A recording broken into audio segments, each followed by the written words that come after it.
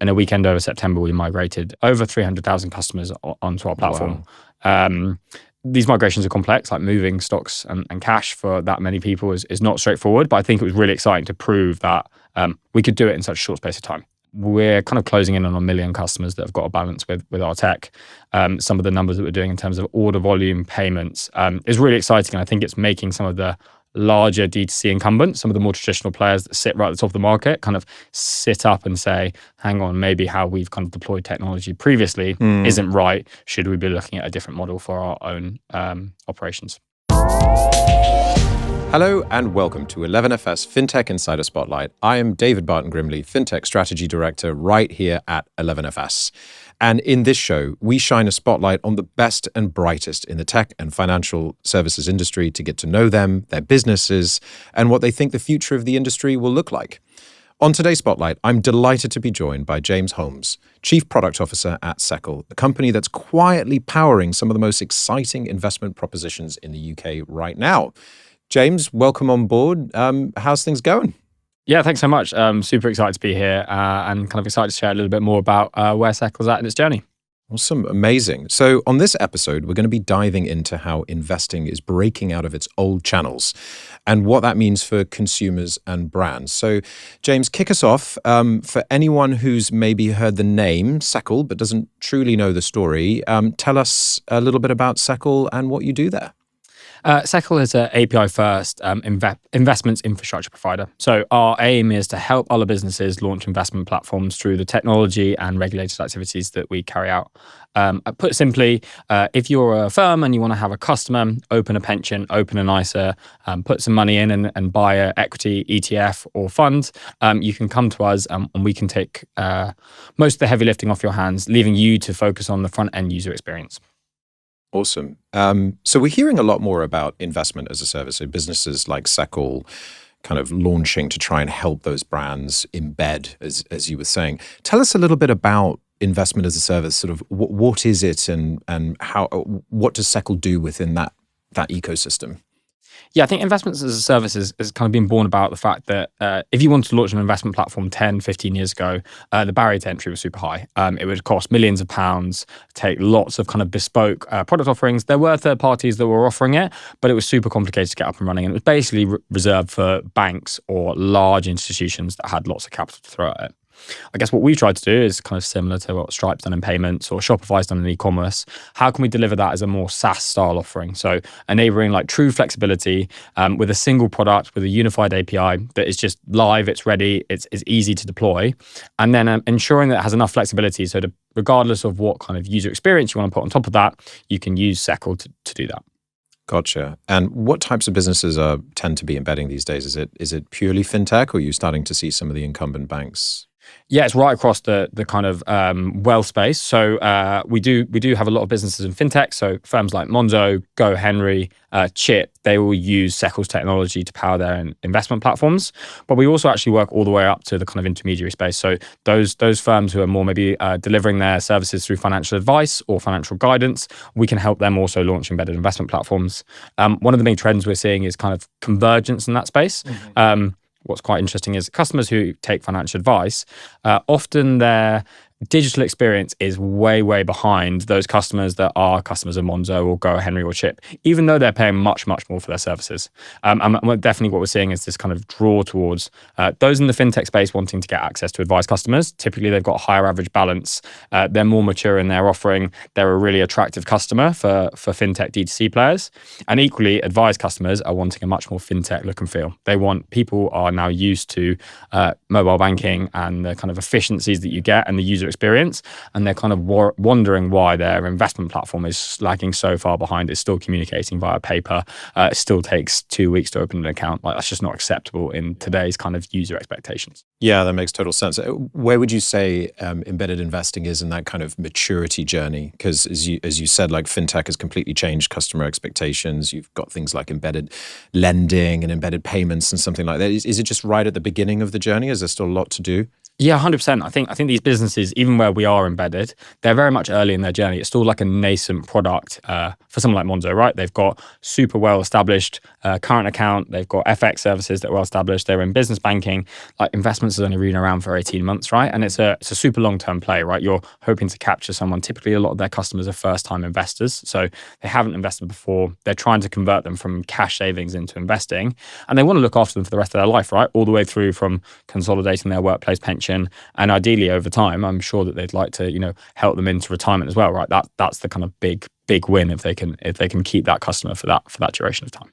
Amazing. What would you say are some of the big barriers that an institution would have to taking on embedded investing? I mean, some of the things that you guys are doing are reducing those barriers significantly. Yeah. But as an organization, what are the types? If I'm a fintech, for example, and I'm you, what are the kind of things that I would also need to do? Yeah, it's a good question. I think the barriers are definitely coming down. Like we're seeing, and we have powered a lot of new to market entrants as well. So these are people who are, maybe they've raised like 1, 2, 3 million pounds of seed capital. They want to launch a new D2C or advised investing proposition. And as a result, they can get started with that amount of capital. Typically, they do need some regulatory permissions. So it's not like they're fully taking our services out of the box. They are responsible to the regulator for a portion of the services that together we're jointly providing to the end customer.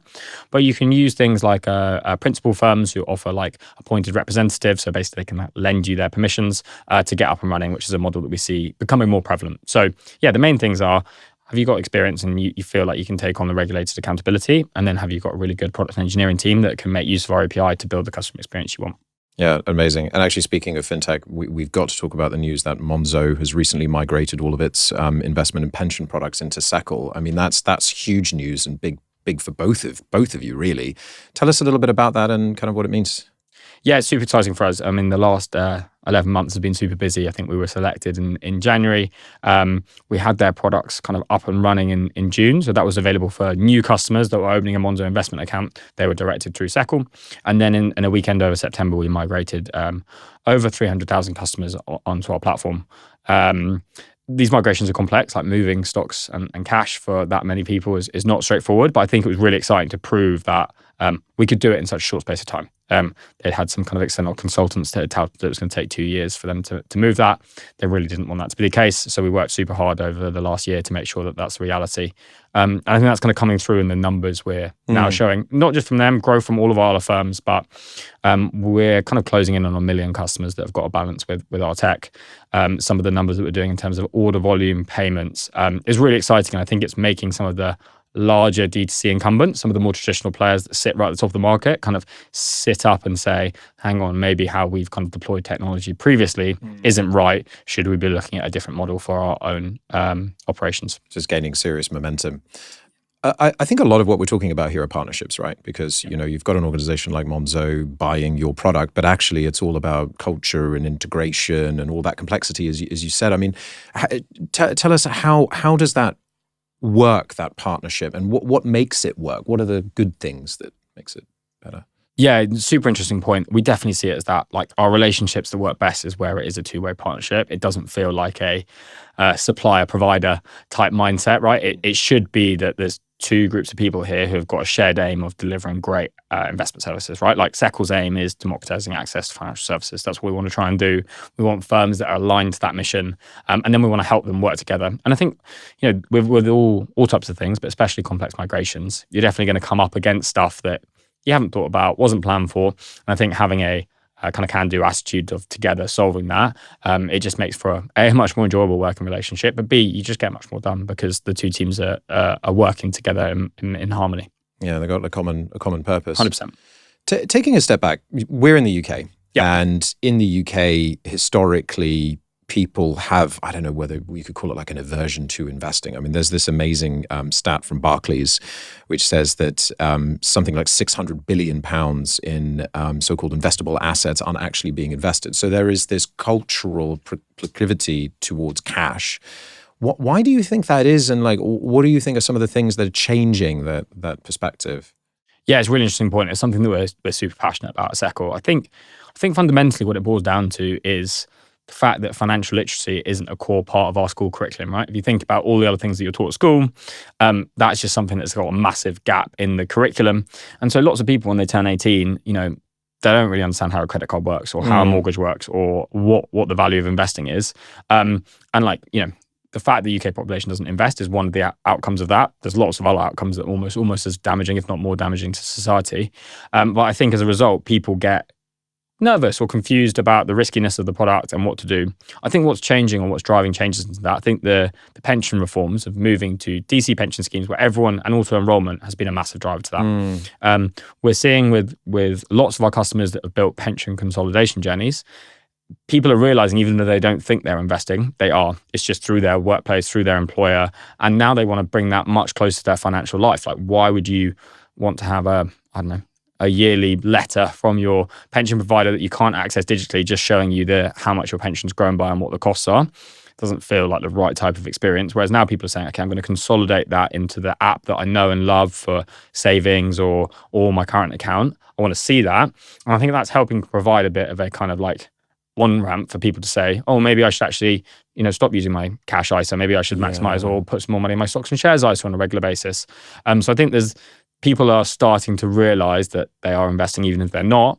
And I think that's hopefully trying to push people into the stocks and share space. I think one thing that we're not for, which maybe sounds counterintuitive, but there's been lots of kind of news in the press about whether we should change the cash ISA rules. Should we reduce the kind of allowance? Like, we don't think that's the answer. Like, we don't think just reducing a tax benefit of cash is going to push people into investing. We'll just have more people putting it in kind of current accounts or lower value yield accounts. So it's more about education and getting also products into people's hands that they know and love, that build innovative journeys that they want to use. Yeah, that makes sense. And how would you say that broader picture compares to the younger generation? Because there's lots of surveys and stats which show that, like, particularly kind of 18 to 25 are super into investing compared to the older generation. What are you seeing there? Yeah, 100%. I mean, the data that we've got is really showing the interesting behavior about how people are treating investing. We're having lots of people across our fintech customers that are investing for the first time with quite a small amount of money, but then a really high rate of those customers who engage every month and continually deposit. So typically with the older generation, you see people who have built up a bit of a cash pile and then suddenly they're like, oh, maybe I should have a stocks and shares ISA, and they put 10, 15, 20,000 pounds in. What we're seeing, I think, for the younger generation is much more of this is a conscious decision. I'm going to try and put away part of my salary, if I can, away into investing.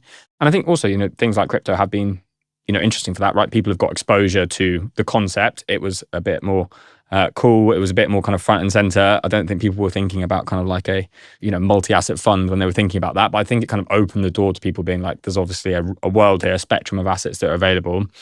Where should I be putting my investments, or how should I be spreading my risk across these different asset types? That makes sense. They're just also more educated because of all of that background. You were 100%. saying. You're so right about crypto, actually, because like whatever you think about crypto, it bakes in those behaviors and that understanding. So far we've been talking about embedding from kind of a financial brand perspective. Yep. So whether it's a fintech or a bank or a challenger bank, what have you, they're still a financial brand. Do you see any use cases in that kind of non-financial brand, broader investing ecosystem? Is that a thing? I mean, in other countries like in Asia, for example, embedding is just bigger. It's just a bigger thing. Do you see that happening here? I'd love to hope so. Like, it would be great for our business if that was it. I think no one has done it that successfully, right? I guess most famous was probably like John Lewis and Nutmeg, right? They tried to create a white label version of that to bring it to market. I think it kind of was let down on the execution. Like, it wasn't true embedded, right? It was just a skin of Nutmeg with John Lewis logo on the top. And like, that's not really embedding, right? That's just like a easier customer acquisition funnel for Nutmeg. I think what you see in Asia, whether it's WeChat or whatever it might be, or Alipay, like, it's much more embedded into the proposition. There's real value add for the customer getting access to those products in their existing products. I guess Revolut might be an example, their Revolut Metal, the way in which they're kind of embedded non-FS services into that production is super cool, right? It makes you feel like, oh, this is massive value add. This all feels like it sits together. Why wouldn't I want to get access to that?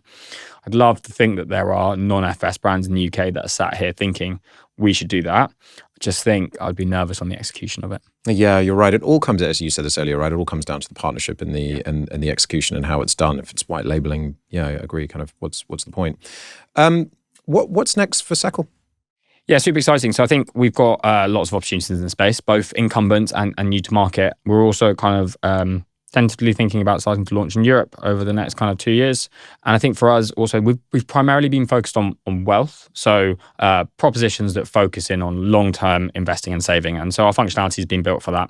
Whilst I don't think we really ever want to become a trading platform, like we don't think that that's our sell. We also don't necessarily think that that's beneficial for most people. Like most people who trade regularly don't outperform the S&P 500 index or the FTSE 100. Right, lose money. Yeah. Exactly. So people would be better typically, but we definitely see a desire for those customers, even if they are mainly building for wealth, maybe to have a small percentage of their assets where they can feel more like a trading account.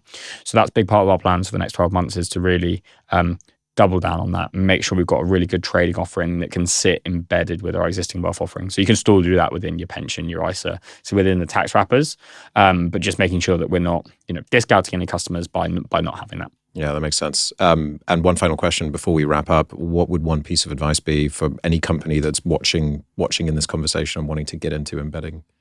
Come chat to us. You can find me on LinkedIn. My name's James Holmes. Please come and speak to us. We'd love to chat. We definitely really do think these are partnerships. Even if you don't know where to start or what to take the first step, like lots of our conversations start as kind of consultancy, helping you think about the space. And even if you're not interested in launching yourself, but you just want to come and know more, please do reach out. Awesome. Thank you. Okay, everybody, we're coming to the end of the show. Thank you, James, for joining me today. Where can people find out more about you? Find us on LinkedIn. It's Seccl or James Holmes. We'd be super excited to speak to you and let you find out more about embedding investing. Amazing. Right. That's all we have time for this week. Make sure you follow 11FS on LinkedIn to stay updated with all the cool stuff we're doing. And if you enjoy our show, do subscribe to the 11FS YouTube channel, where you can also catch up on previous episodes. Thanks very much and goodbye.